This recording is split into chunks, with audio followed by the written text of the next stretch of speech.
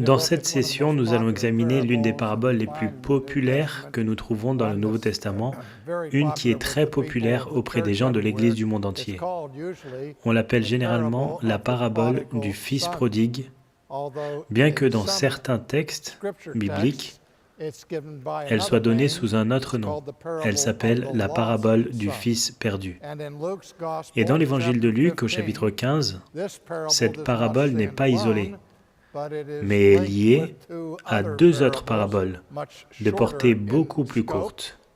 La parabole de la pièce de monnaie perdue et la parabole de la brebis perdue.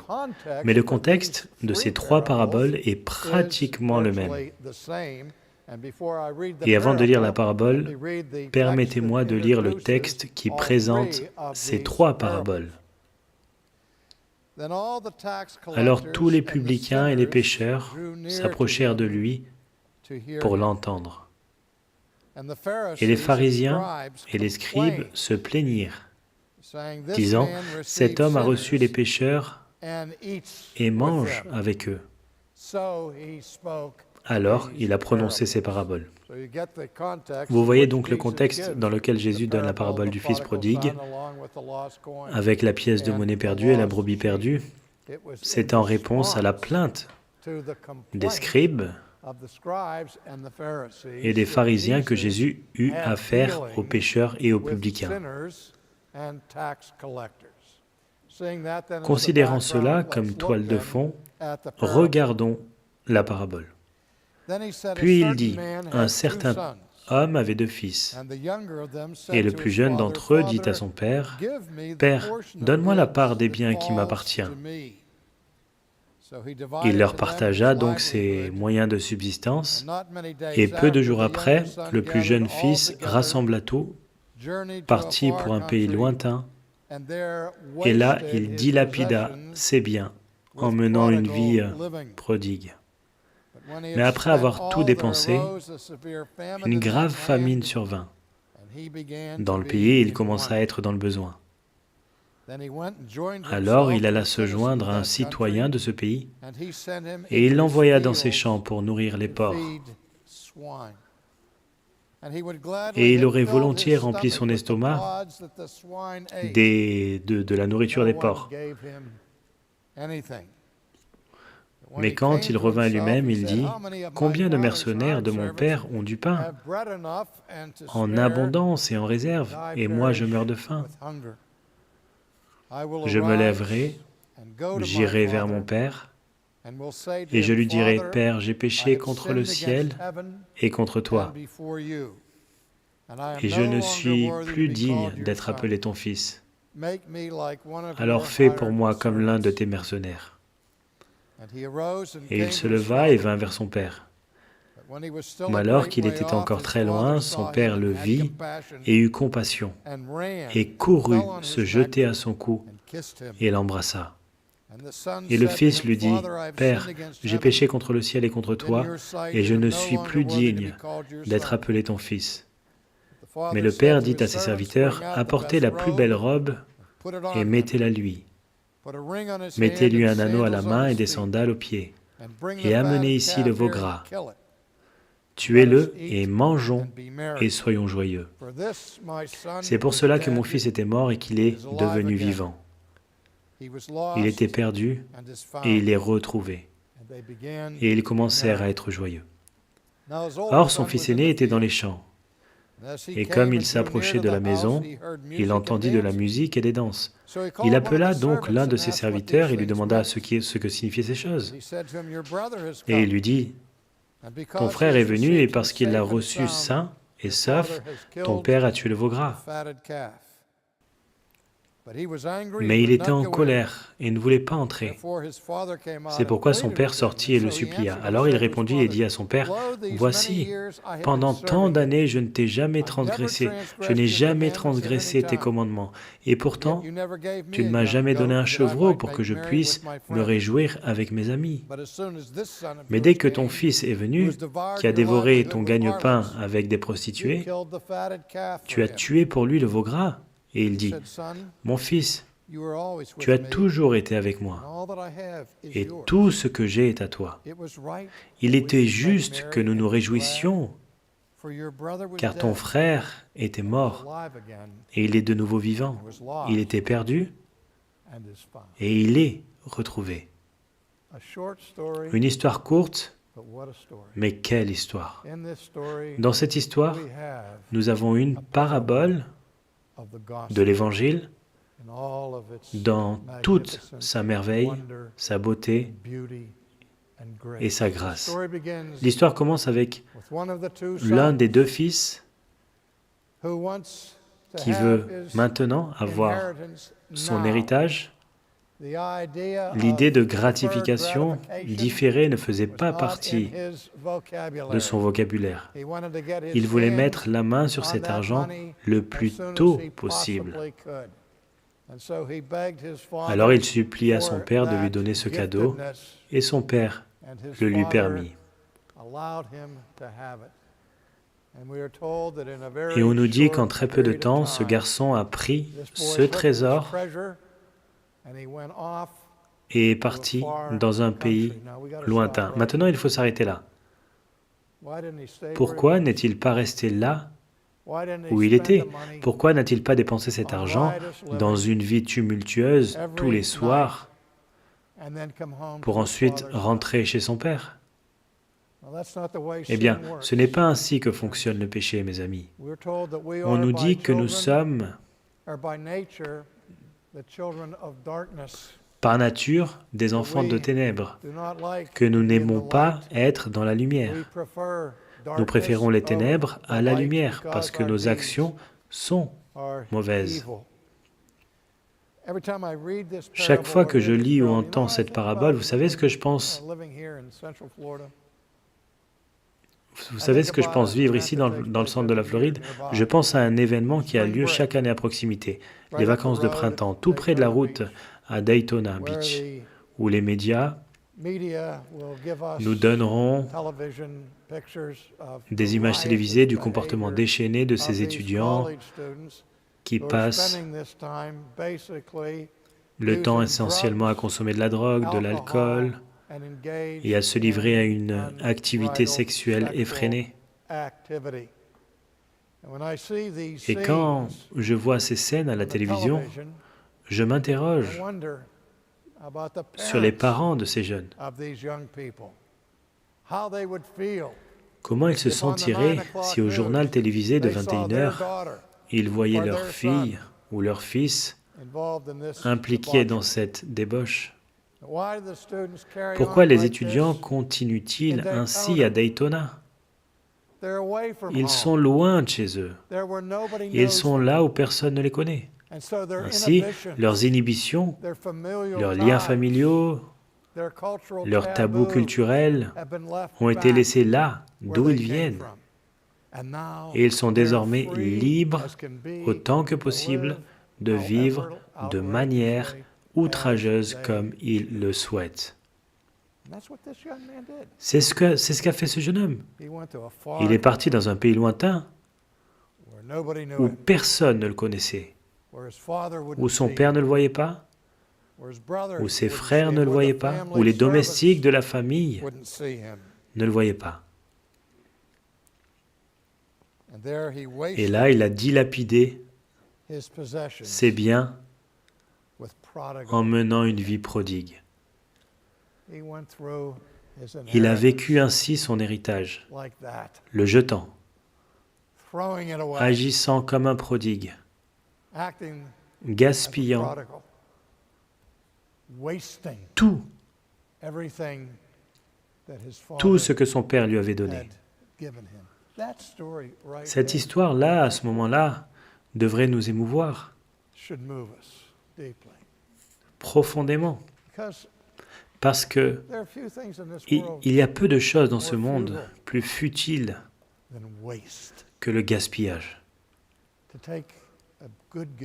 Prendre un bon cadeau, un beau cadeau et le gaspiller. Pensez à la façon dont nous avons gaspillé les dons que Dieu nous a donnés. Les avons jetés, les avons dépensés bêtement. Eh bien, ce jeune homme était l'exemple même de ce genre de vie. C'est pour ça qu'on l'appelle le prodigue.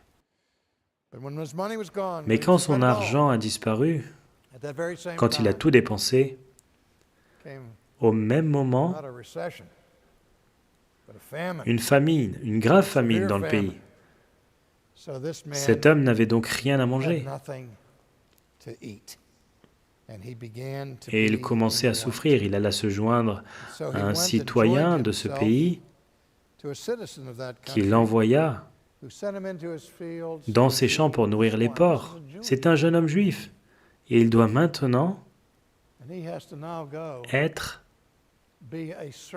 le serviteur des porcs, un animal détestable pour le peuple juif. Il ne doit pas seulement s'occuper des cochons, il doit aussi vivre avec eux. Il vit dans une porcherie et il a tellement faim, il est tellement démuni qu'il essaie de prendre la nourriture destinée aux porcs pour ne pas mourir de faim. Il aurait volontiers rempli son estomac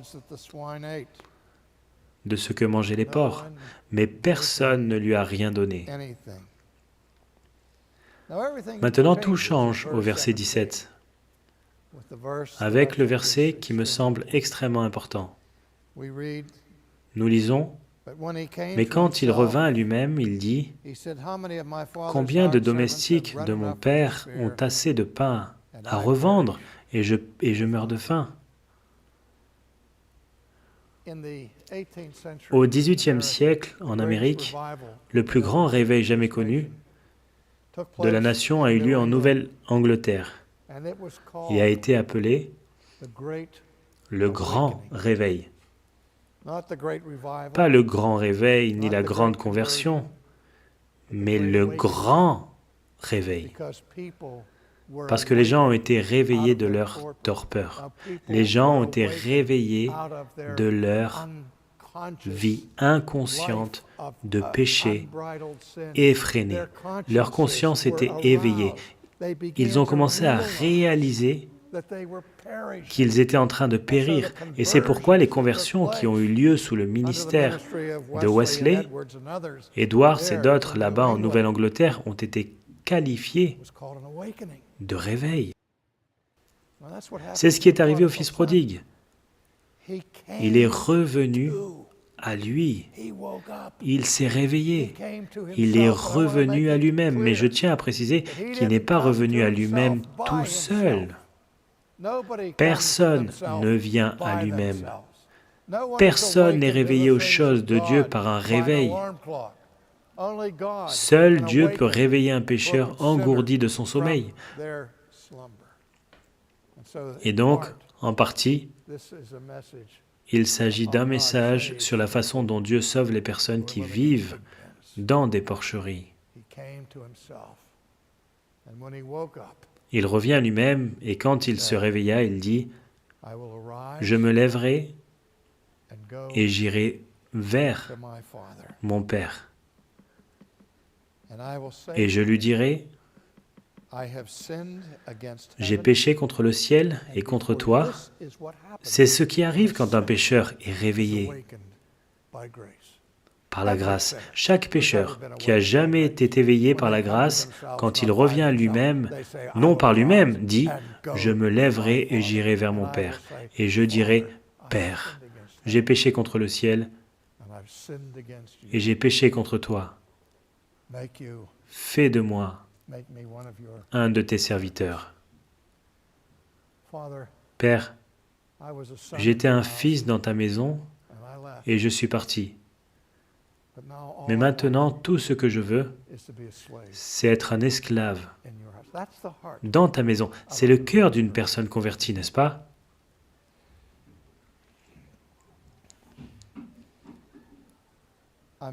Je ne suis plus digne d'être appelé ton fils. Je ne te demande pas de m'appeler fils. Fais de moi comme pour l'un de tes mercenaires. Et ainsi il se leva et vint vers son père. Désormais, le centre de l'histoire passe du fils prodigue à son père. Nous lisons que, alors qu'il était encore très loin, son père le vit, eut compassion de lui. Vous savez, si souvent dans la Bible on nous dit de nous ceinturer les reins pour le combat et pour le travail. Et cette imagerie utilisée dans le Nouveau Testament parlerait de façon vivante à quelqu'un dans l'Antiquité.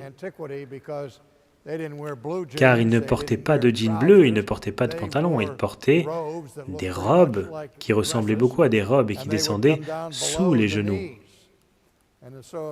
Et donc, si vous portez cette tenue et que vous vouliez courir, vous deviez remonter votre jupe au-dessus de vos genoux, puis mettre une ceinture autour d'elle pour empêcher cette jupe de vous faire trébucher afin que vos jambes soient libres de courir.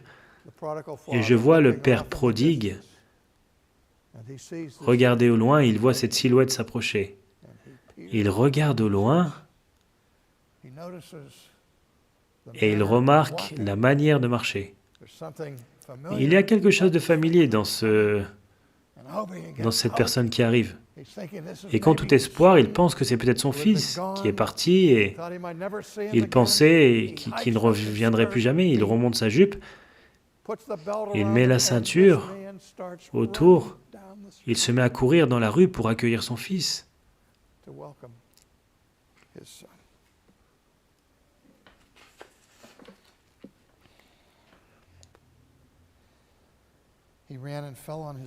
Il courut, tomba à son cou et l'embrassa.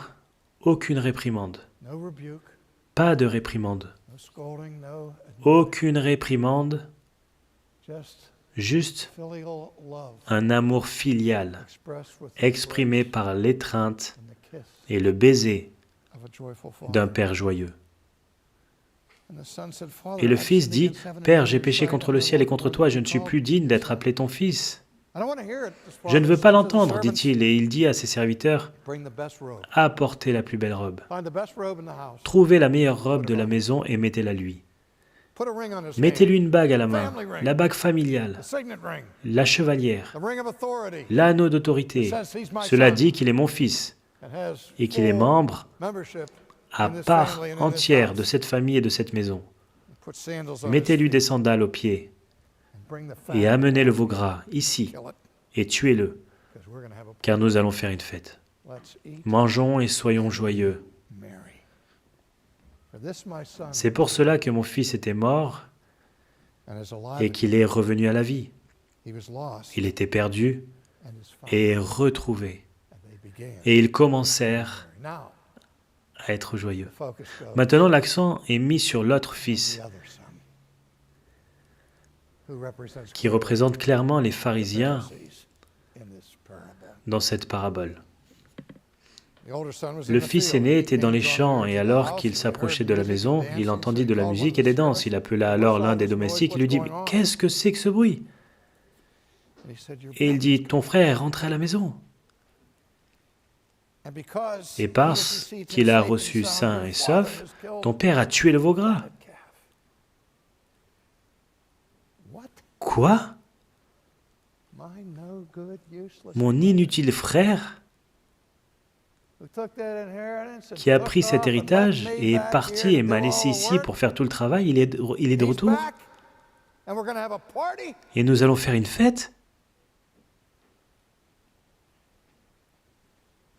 Il était en colère et ne voulait pas entrer. Et le père remarqua qu'il avait disparu. Alors le père sortit et le supplia. Il répondit, il dit à son père, « Voici, depuis tant d'années je te sers, je n'ai jamais transgressé ton commandement, et pourtant tu ne m'as jamais donné un chevreau, pour que je puisse me réjouir avec mes amis.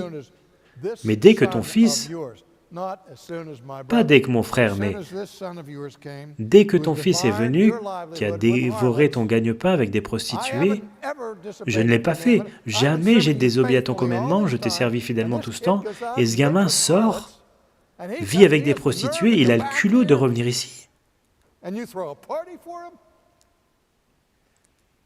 Il dit, « Mon fils, tu es toujours avec moi. Tu sais que tout ce que j'ai est à toi. Il fallait bien que nous nous réjouissions. C'était juste que nous soyons heureux. Ton frère était mort, il est de nouveau vivant. Il était perdu et il est retrouvé. Fils, c'est ton frère. Il était mort. Maintenant, il était perdu. Nous ne savions pas où il était. Maintenant, il est retrouvé.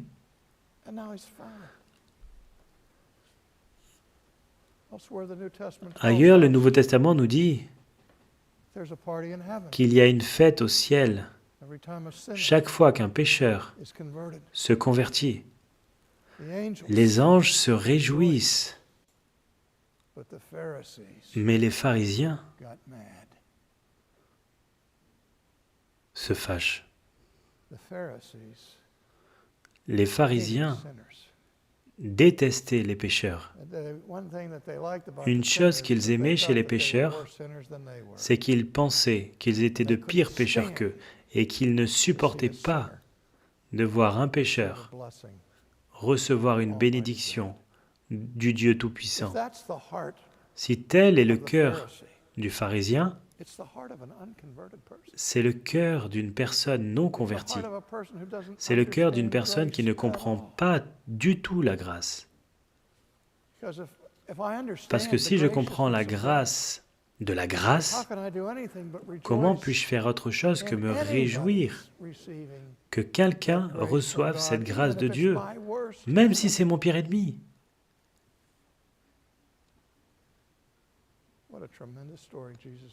Quelle histoire formidable Jésus a racontée. Quelle histoire! C'est une histoire que nous avons besoin d'entendre et d'entendre encore et encore. Parce que cette personne s'est convertie à Christ. C'est quelqu'un qui était mort dans le péché et les offenses et qui est maintenant rendu à la vie. Cette personne était perdue comme une brebis perdue ou une pièce de monnaie perdue, mais elle a maintenant été retrouvée. C'est l'Évangile en un mot.